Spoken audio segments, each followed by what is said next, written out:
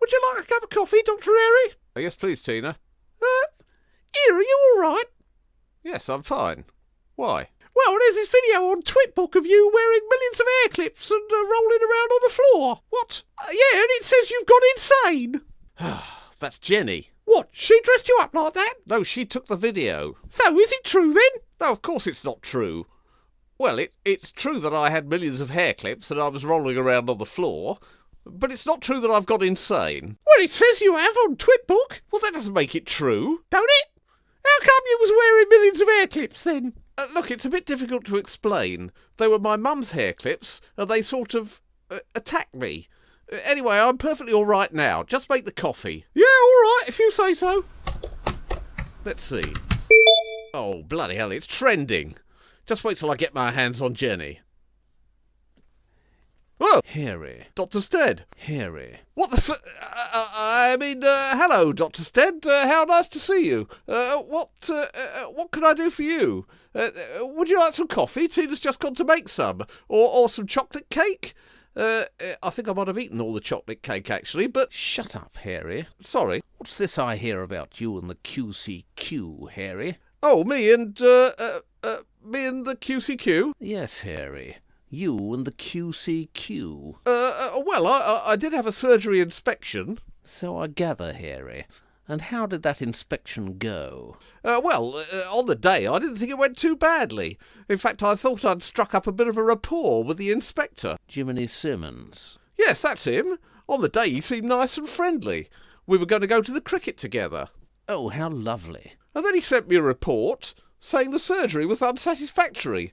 And I'd got to buy loads of new stuff that I couldn't possibly afford, and... And you were fat and unkempt. Well, yes. And you didn't like that report, did you, Harry? Well, no, I didn't. I thought it was very unfair. What's more, I thought it was mean of him to pretend to be all friendly and then stab me in the back like that. And what did you do? You sent an email.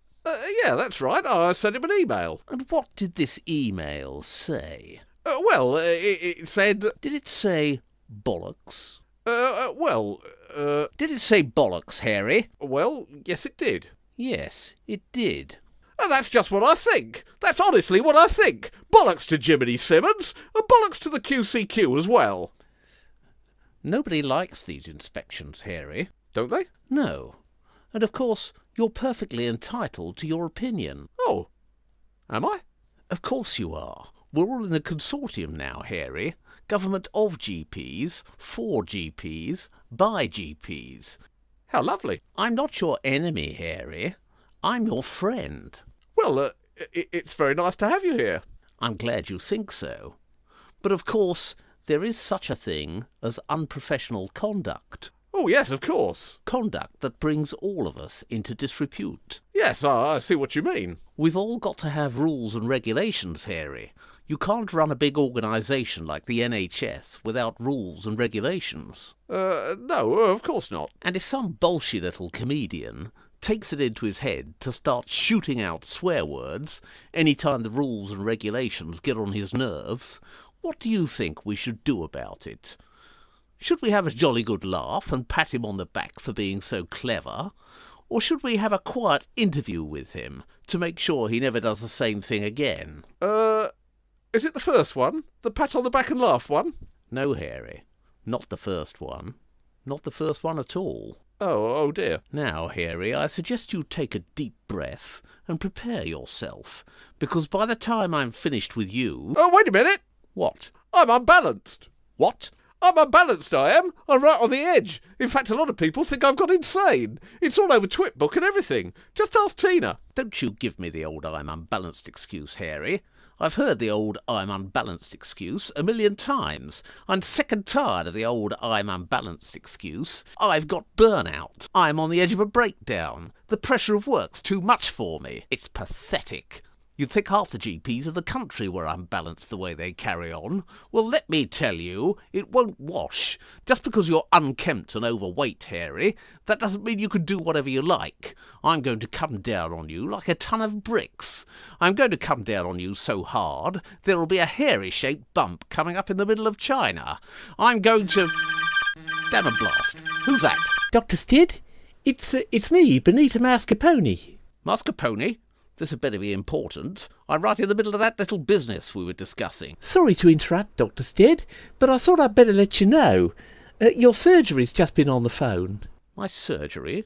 What for? They've had an unexpected visit from the QCQ. They've what? A delegation from the QCQ, Dr Stead. They said they'd had a tip-off about some infection control issues. What? Who's in charge of this delegation? Dr Gladstone. Gladstone? That's right, Dr Stead. I'll get him for this. I'm afraid there's more, Dr Stead. Go on. It appears that your emergency drugs were all out of date, and your dressing bins were all overflowing, and the downstairs toilet was broken, and in your fridge there were some stool and urine samples next to a packet of cheese sandwiches. I see. And all your policies and procedures had been copied from somewhere called the North Valley Surgery. I see. You've been closed down until further notice, Dr Stead. Right. We'll see about this. Yes, Dr Stead. Think they can close me down, do they? They're going to regret this day. As for Gladstone, he'd better enjoy it while he can. I'm going to roast him over a slow fire. Tell my surgery I'll be there in 20 minutes. Yes, Dr Stead. As for you, Harry... Yes? Well done. What? Good show. It's about time somebody stood up to these petty bureaucrats. Well, thank you very much. That's the ticket. Mustache. Bye. Blimey. That unbalanced stuff really does work. Well, now to get back to some proper doctoring. Yes, that's all we ask as GPs, to be spared all this bureaucratic nonsense and allowed to get on with dealing with our patients one-to-one. It's the personal care of our patients that really matters. That's what doctoring's really all about. All of these written policies and standards and box ticking, that's got nothing to do with it. It's the individual patient, forming a relationship with that patient and dealing with that patient's needs. Telephone for you, Dr. Airy. Who is it? It's Mrs. Attersley. Oh, bollocks. She says it's ever so urgent. Hello? Oh, Dr. Harry, you must come over. Why, what's happened? What's that terrible noise? It's Tiddles. Tiddles? You mean the cat? Yes, he's gone completely mad. He's smothered in hair clips from nose to tail. He's running round around the house out of control. And there's a yellow man running after him. Well, I'm sorry to hear that, Mrs. Attersley. Oh, the lamb's here. But I'm afraid it's really nothing... Oh, the big balls. It's nothing to do with me. Clarice Cliff. I'm not a vet. I'm afraid I don't deal with cats. Then there's nothing for it, Dr. Harry. I shall simply have to use the poker. The poker? Mrs. Attersley? Mrs. Attersley? Come here, Tiddles.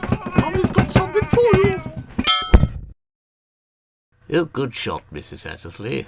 Now we can deal with those hair clip monsters. Wait a minute. Why are you looking at me like that? Be careful with that poker, Mrs. Attersley. Mrs. Attersley, look out!